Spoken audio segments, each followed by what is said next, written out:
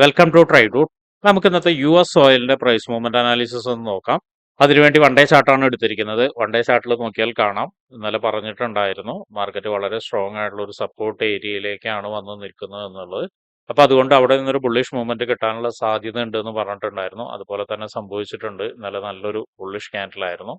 ഇന്ന് market approach ചെയ്യുന്നത് അതുപോലെ തന്നെ വളരെ സ്ട്രോങ് ആയിട്ടുള്ള അടുത്തൊരു റെസിസ്റ്റൻസ് ഏരിയയിലേക്കാണ്. ആ ഒരു ഏരിയയിലേക്ക് മാർക്കറ്റ് എത്താനുള്ള സാധ്യത വളരെ കൂടുതലായിട്ട് കാണുന്നുണ്ടെന്ന്.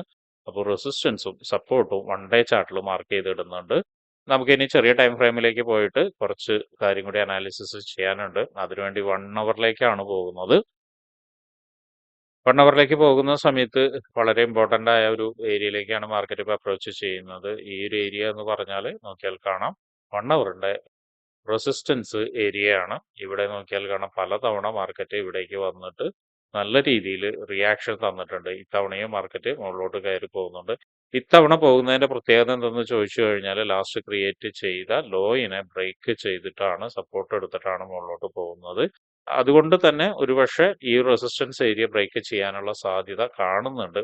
അപ്പോൾ അത് എന്നിരുന്നാലും ഒരുപക്ഷെ കുറച്ചും കൂടി താഴോട്ടേക്ക് ഇറങ്ങിയിട്ടായിരിക്കും വരിക. അങ്ങനെ വരികയാണെങ്കിൽ മാർക്കറ്റ് എത്താനുള്ള സാധ്യതയുള്ള 2 ഏരിയകളാണ് ഇവിടെ മാർക്ക് ചെയ്തിരിക്കുന്നത്. ഒന്ന് ഈ ഒരു ഏരിയ 71472ന്റെയും 71262ടെയും ഇടയിലുള്ള ഒരു ഏരിയ. രണ്ടാമത്തെ ഏരിയ എന്ന് പറയുന്നത് 70890യുടെയും 71.064ന്റെ ഇടയിലുള്ള ഒരു ഏരിയ. ഈ 2 ഏരിയ മാർക്ക് ചെയ്തിട്ടുണ്ട്. ഇവിടെ നോക്കിയാൽ കാണാം, ഒന്ന് ഇവിടെ നിന്ന് ഒരു ബ്രേക്ക്ഔട്ട് തന്നിട്ടാണ് മാർക്കറ്റ് മുകളിലോട്ട് പോയിരിക്കുന്നത്. മുകളിൽ ആദ്യം പറഞ്ഞ സപ്പോർട്ട് ഏരിയയിൽ നിന്ന് ഒരു നല്ല ബ്രേക്ക്ഔട്ട് തന്ന് ഒരു റീടെസ്റ്റ് തന്നിട്ടാണ് മുകളിലോട്ട് പോയിരിക്കുന്നത്. അപ്പോൾ ഈ ഒരു ഏരിയ നല്ല സ്ട്രോങ് ആയിട്ടുള്ള ഒരു സപ്പോർട്ടായിട്ട് ആക്ട് ചെയ്യും. അതുപോലെ തന്നെ ഇവിടെ നോക്കിയാൽ കാണാം, ഇവിടെയും ഇന്റേണലി ഒരു ബ്രേക്ക്ഔട്ട് തന്നിട്ടാണ് പോയിരിക്കുന്നത്. ഈ ഒരു ഏരിയയിലേക്ക് മാർക്കറ്റ് വന്ന് ഈ ബ്രേക്ക്ഔട്ട് തന്നിട്ട് വീണ്ടും ആ ഏരിയയിലേക്ക് ഒരു സപ്പോർട്ട് തന്നിട്ടുണ്ട്. മാർക്ക് ചെയ്തിരിക്കുന്ന ഏരിയ എന്ന് പറയുന്നത് ഒരു FEGയും കൂടിയാണ്. അപ്പൊ അതുകൊണ്ടാണ് ഈ 2 ഏരിയനെ സപ്പോർട്ടായിട്ട് എടുക്കുന്നത്.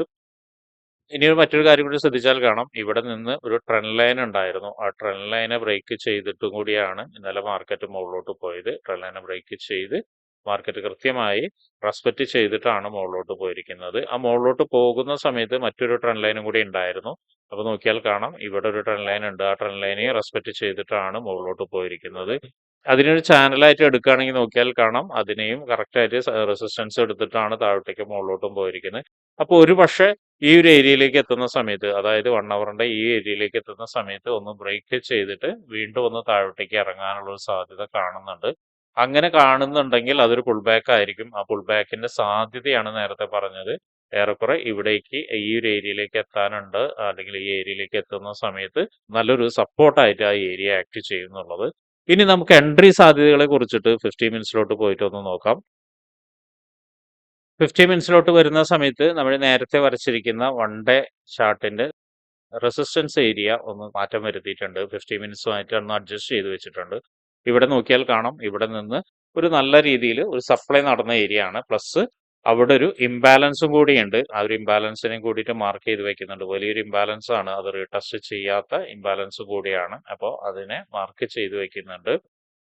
പിന്നെ താഴോട്ടേക്ക് ഇറങ്ങുന്ന സമയത്ത്, അതായത് ഇനി നമുക്ക് എൻട്രി സാധ്യതകളെയാണ് നോക്കേണ്ടത്. അങ്ങനെ താഴോട്ടേക്ക് വന്ന് ഇപ്പോൾ കറന്റ് മാർക്കറ്റ് നിൽക്കുന്ന ഏരിയയിലേക്ക് വരികയാണെങ്കിൽ നോക്കിയാൽ കാണാം, മാർക്കറ്റ് ഇപ്പോൾ ഒരു ബ്രേക്ക്ഔട്ട് എന്നുള്ള സാധ്യത തരുന്നുണ്ട്. അങ്ങനെ ഒരു ബ്രേക്ക്ഔട്ട് തന്നിട്ട് മാർക്കറ്റ് ഒന്ന് മുകളിലോട്ട് പോവാണ്. മുകളിലോട്ട് പോയി കഴിഞ്ഞ് ഈ റെസിസ്റ്റൻസ് ഏരിയയിൽ നിന്ന് ഒരു റിയാക്ഷൻ കിട്ടുകയാണെങ്കിൽ, അല്ലെങ്കിൽ നല്ലൊരു രീതിയിൽ റിയാക്ഷനോ റിജക്ഷനോ കിട്ടുകയാണെങ്കിൽ ഇവിടെ നിന്ന് ഒരു സെൽ എൻട്രി നമുക്ക് എക്സ്പെക്ട് ചെയ്യാം.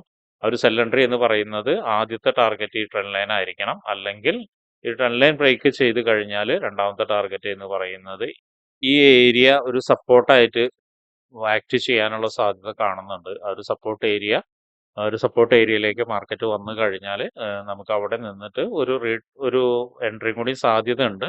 അതായത് നല്ലൊരു കൺഫർമേഷൻ ക്യാൻഡിലോ മറ്റോ കിട്ടുകയാണെങ്കിൽ ഒരു എൻട്രി സാധ്യത ഉണ്ട്. ഇനി ആ ഒരു സപ്പോർട്ട് ഏരിയ ബ്രേക്ക് ചെയ്യുകയാണെങ്കിൽ, നേരത്തെ പറഞ്ഞ പോലെ ആ ഒരു സപ്പോർട്ട് ഏരിയ ബ്രേക്ക് ചെയ്യുകയാണെങ്കിൽ പിന്നെ മാർക്കറ്റ് വരാനുള്ള സാധ്യതയുള്ള ഏരിയാസ് എന്ന് പറയുന്നതിൽ ഒന്ന് ഇവിടെയാണ്.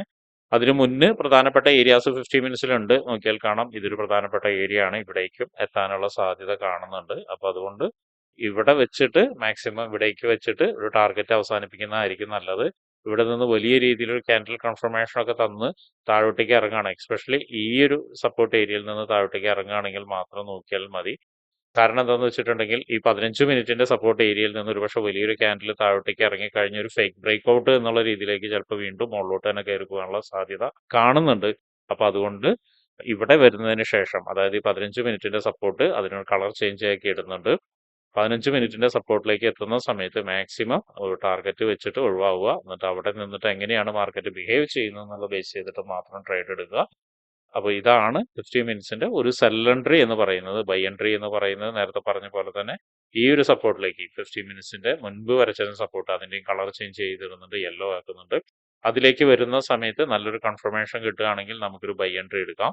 അങ്ങനെ ബൈ എൻട്രി എടുക്കുന്ന സമയത്ത് നമ്മുടെ ടാർഗറ്റ് എന്ന് പറയുന്നത് ഏറെക്കുറെ ഈ ഒരു ട്രെൻഡ് ലൈൻ ആയിരിക്കണം. അപ്പോഴും ശ്രദ്ധിക്കേണ്ട കാര്യം എന്ന് പറയുന്നത് ഇത് ഇമ്പോർട്ടന്റ് ആയ ഒരു സപ്ലൈ സോൺ ആണ്. അതായത് നല്ല റെസിസ്റ്റൻസ് ഉണ്ടായിരിക്കും. അപ്പോൾ അവിടെ നിന്ന് വരുന്ന റിയാക്ഷന് ഒരുപക്ഷെ നല്ല രീതിയിൽ താഴോട്ടേക്ക് ഇറങ്ങിയിട്ടായിരിക്കും പോകുന്നുണ്ടാവുക.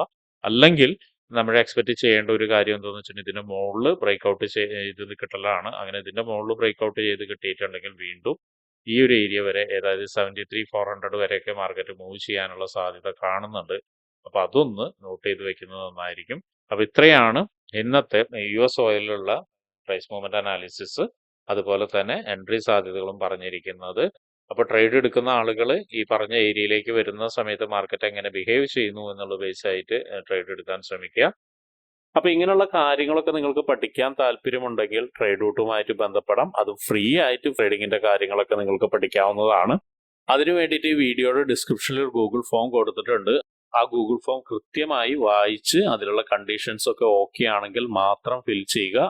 അതോടൊപ്പം തന്നെ ഡിസ്ക്രിപ്ഷനിലുള്ള വാട്സപ്പ് ചാനലിൽ നിങ്ങൾക്ക് ജോയിൻ ചെയ്യാവുന്നതാണ്. അവിടെ ട്രേഡ് റൂട്ടിന്റെ അപ്ഡേറ്റ്സ് ലഭിക്കുന്നതാണ്. അപ്പൊ എല്ലാവർക്കും ഇന്നൊരു പ്രോഫിറ്റബിൾ ഡേ ആവട്ടെ എന്ന് ആശംസിക്കുന്നു.